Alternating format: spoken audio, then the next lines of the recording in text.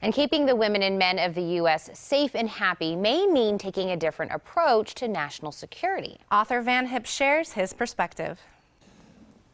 Yes, I wrote the new Terrorism, How to Fight It and Defeat It, because I felt there was a need to have a book out that addresses the totality of the threats to America and what it's going to take to keep this country safe. We also look at the history of radical Islam so that people understand why they're doing the things that they're doing, the growth of this global jihadist movement, and the things that we need to do to get ahead of it to prevent this cancer from spreading even more. I address several key threats to the country, one of which, for example, is cybersecurity. I believe that cyber warfare is the one area that the United States is the most unprepared for. We've got radical Islamists hacking into our financial systems, and I distinguish between attacks from radical Islamists and radical Islamist regimes like Iran, and then what we're seeing with the Chinese. The Chinese are much more interested in espionage and stealing our intellectual property. The Iranians and the radical Islamists are much more interested in sabotage and taking down our financial systems.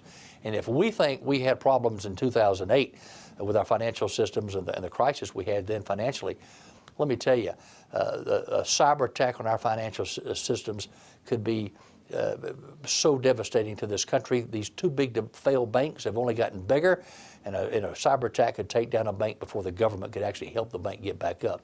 So we've got to do more. I call for national security scholarships for young people.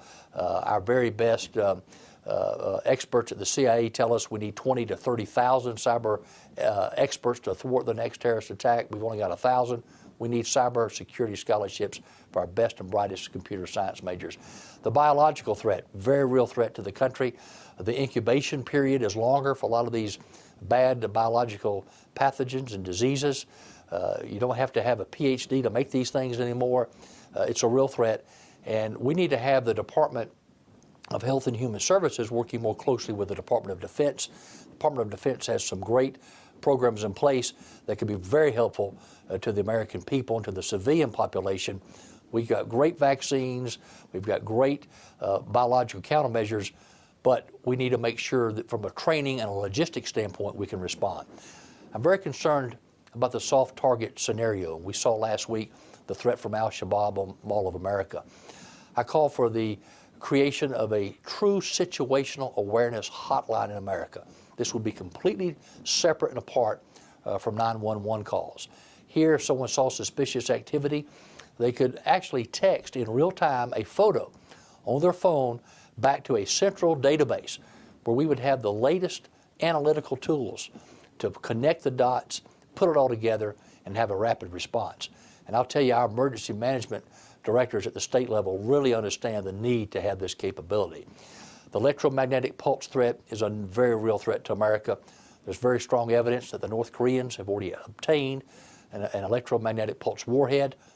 Let me tell you, you detonate that at a high level, you can take out the grid.